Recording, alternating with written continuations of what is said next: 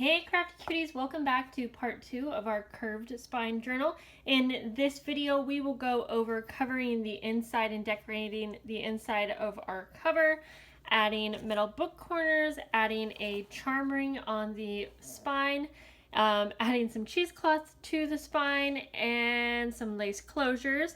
So I think I got everything, maybe some last minute decorations. Let's hop right on into it. So I am wanting to cover the inside of my journal first with some fabric. It's just a preference, you do not have to do this. I'm going to use some muslin fabric that I have, but you could very well use paper if you'd like. And again, I just prefer doing this because it adds some durability, but I will also be decorating some paper panels on the sides.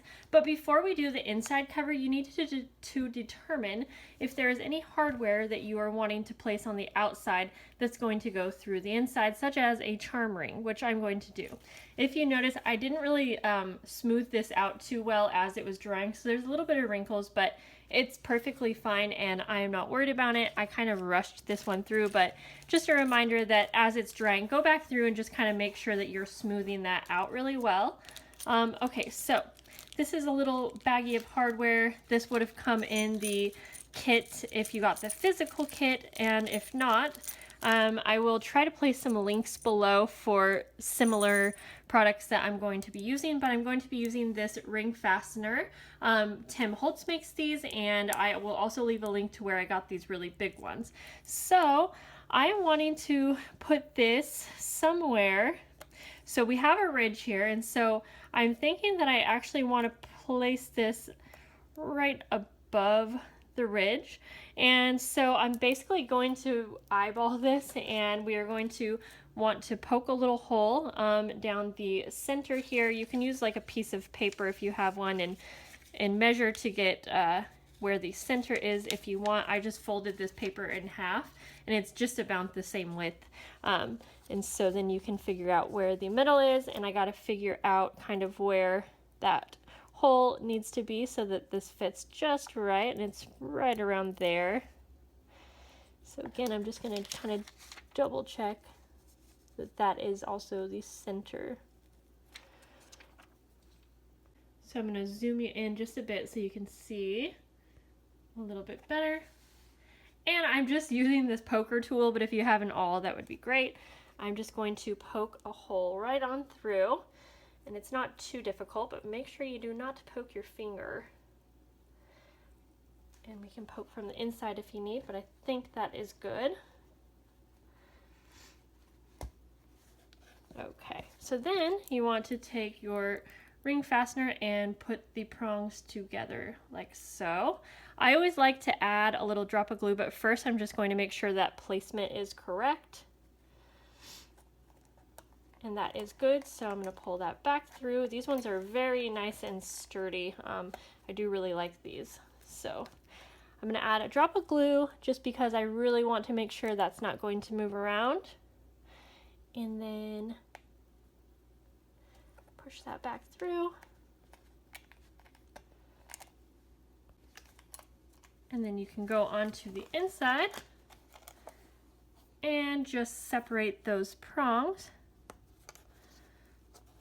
by folding them over. It's kind of hard to do with my nails, I'll be honest. So now that we have that on, we can at least cover this up if we need to. So that looks good right there. Make sure that it's straight. Perfect. I'll probably add a charm to this later on, but now we have that in place. And so I think I'm also going to add some buttons, and of course I want to sew these through, so I do want to do this again before we cover that inside. If you plan to put any kind of little knob for a closure on the outside, you would also do that now. So I'm going to take just some random, a few buttons that were also in this little hardware kit, and my thread and needle is here somewhere. And I will just simply go ahead and sew those on. I always love adding buttons right down on the bottom here. and like when I'm not really doing too much decorating. So I'm gonna go ahead and just sew these on very simply. You could also hot glue. You don't have to, you know, use a thread and needle if you don't want to. And again, I'm going to add another dot of glue under this as well, just to make sure if that thread, you know, breaks or anything like that, then you will be set. So I'm just going to go ahead and simply sew this one on, and I will tie it on the back. But I think I'm going to add this one next. And I kind of like using colors that are, you know, opposite of what you're using for your cover if you're using fabric. So I think these colors go nicely. You could really use any colors that you would like. So I'm going to go ahead and just finish sewing these three on. So I'm just double knotting this on the inside, and then I'll go ahead and trim. So before we cover the full inside, you need to think about if you want to add any lace closures. Sorry, I'll zoom back out there. And I am going to use some lace that I just had in my stash. And I'm thinking that I kind of want to maybe double up the pieces. So I will figure out what length I want here. And then I will show you how I kind of put these into place. So I don't have too much of this, but that's totally okay. I'm just gonna go like this, and I'm just gonna place these, and we're actually gonna secure these under the fabric that I will be laying down, and by adding some glue. Now I also want to add some cheesecloth in the spine, and again, this is just a preference. I like doing this. I'm gonna go ahead and kind of rough this up on top just by pulling some of the strings out, and that will happen also naturally. And we're just gonna place this down. I don't even really need to add any glue. I might just a little bit here, but we're gonna be adding glue right on top. And since this is going to get glued before I put the next piece down, the glue will kind of go through and hold that in place. So we'll go like that. My piece is not quite long enough to show through the bottom too, but that's okay. You can kind of pull it and place it however you want. And honestly, I could have cut this in half, which maybe I should do, because you don't really have to have you know, this cheesecloth going down that full center, since it's just going to be covered. So I'm gonna go ahead and replace that where I want it to be. And since it does pull apart quite a bit, you might want to leave out a little bit more than what you are thinking at first, so that if any of the strings come off, you'll still have some visible.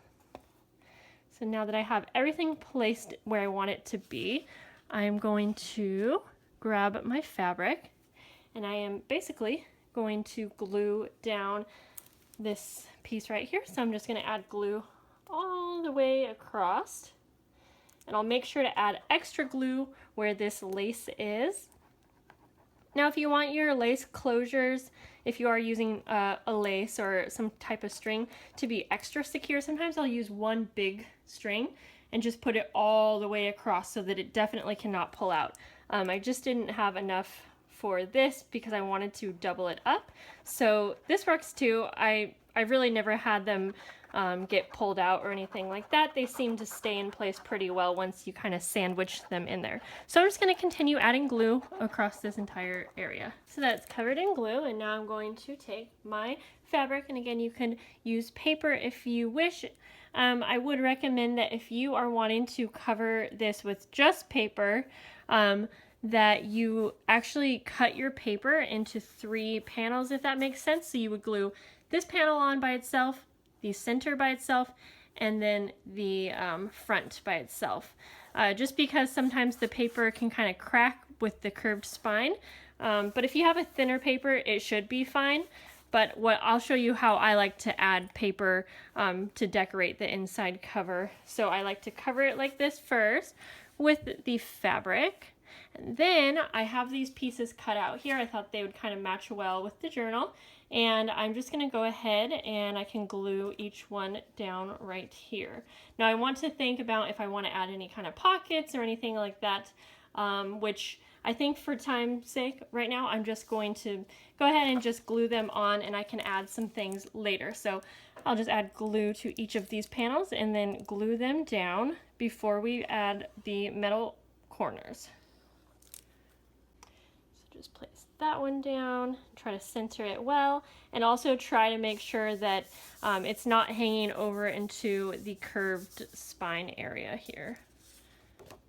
Now that I have these glued down, I'm just going to go around the edges of the paper and really make sure that that's stuck down, add any more glue if I need, especially around the edge where it's holding in the lace closures, because that's what's kind of locking that in and really holding that lace in. So I'll do the same over here. So now let's go ahead and add some metal book corners. I'm going to use the ones that, again, were in this little hardware kit.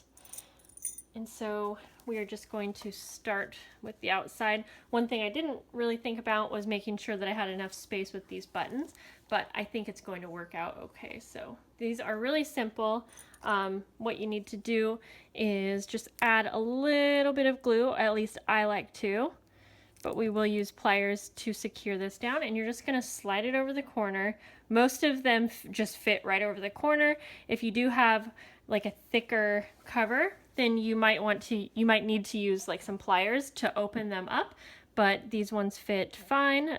So then you take your pliers and you want to just tighten that around your book cover, and it just goes real easy. Some of these you can actually just tighten with your fingers, but these ones are a little bit harder. And then we're just going to repeat that all the way around. We'll do one more together and then I will finish the rest. And see, this one's gonna fit right over or right under that button, and I'm gonna actually have to slide it under just a little bit, but I think it's gonna be just fine. So then I'll take my pliers once again and just kind of tighten those down. And I'm barely squeezing, so yeah, there we go. And then I will finish these and be right back. Our book cover is coming together nicely, and I would say it's probably just about complete. I am going to go ahead and add my little key charm that I have on the side here. Normally I might make like a full charm, but just to make it really simple, and since I think that, you know, the cover fabric that I used is pretty busy, I'm just gonna go ahead and open this up with my pliers, and these ones are super duper strong, so really got to use pliers for that. And I'm actually just going to go ahead and put the key on by itself, and normally I might, you know, make a tassel or a full charm, but yeah, I think this is going to work out well. And then I'm just going to go ahead and close that up. Some of these key charms that I've seen are pretty small, and they might not have a big enough circle to go through your loop. So if that's the case, then you'll just need to use like a little jump ring to attach the two. So I'm just going to go ahead and squeeze this back up if I can. My pliers are almost not wide enough for this, but I think I got it. There we go, and make sure to close that nice and tight. So there we go. I really like that, and I do like how simple it is. So our book cover is now complete, and I hope that these directions were easy for you guys. Please keep in mind that you can change up the steps and make it your own.